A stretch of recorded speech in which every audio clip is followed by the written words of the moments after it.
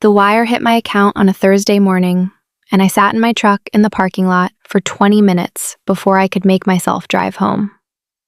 $1.1 million. 11 years of building something out of a garage, and now it was real. I didn't tell anyone.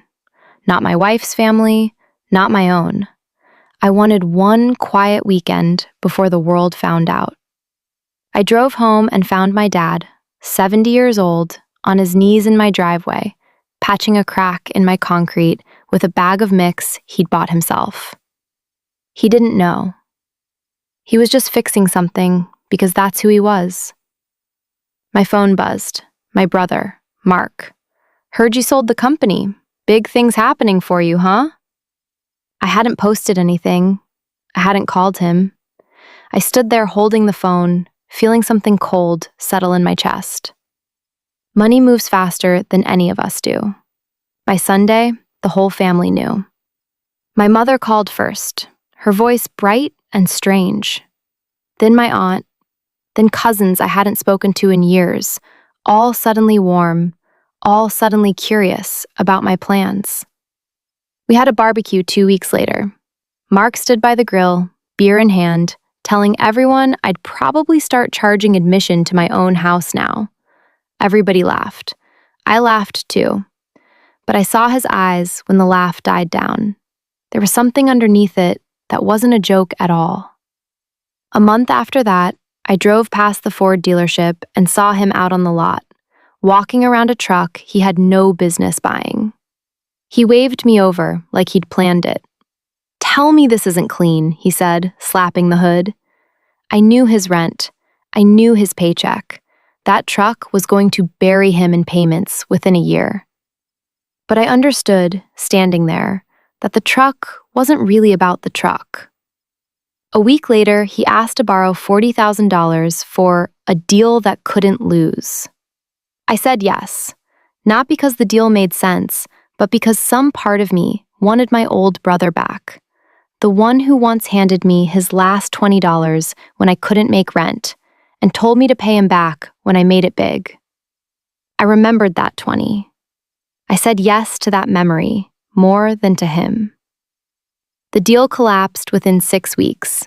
He called asking for more, explaining, not asking, why I owed it to him to keep going. I said no. 2 days later, my mother called, opening with, "Why are you doing this to your brother? He's struggling and you have so much now." Like the number in my bank account had rewritten what I owed everyone else. Thanksgiving came. The table was tense in a way that had nothing to do with the food. My father asked me, plainly, how the new house was coming along, the only normal question anyone asked me all night. Mark set down his fork. "Must be nice," he said, quiet, not even angry. "We lost you the day that money came in. You didn't get rich. You just stopped being one of us." Nobody at the table said a word in my defense. I left early. Nobody stopped me either. 3 weeks later, my mother called at 11 at night. My father had collapsed at the hardware store. I don't remember the drive to the hospital, only the hallway, and Mark already there, and for the first time in months, nothing standing between us. We just stood together, waiting. My father pulled through. A few days later, sitting up in his hospital bed, he told me something I never knew. The land his own father had left him, 40 acres he swore he'd be buried on. He'd sold it, quietly, the spring before I started my company. That was the money I always thought was his savings. It was never savings. It was his father's ground, turned into my first dollar, and he never told a soul, not even when the business almost failed. "Why didn't you ever say anything?" I asked him. "Because the moment I told you," he said, "it stops being a gift. It becomes a debt. And I watched what a debt did to my brother and me. I wasn't going to let it happen to my sons." Nothing got fixed overnight after that. Mark never paid back the $40,000. My mother never apologized for that phone call. But something in me went quiet anyway. Not because anyone earned it back, but because I finally understood the difference between the people who give and the people who keep score. That Saturday, I changed my father's oil myself, on a piece of cardboard in my own driveway, the same way he used to do for me.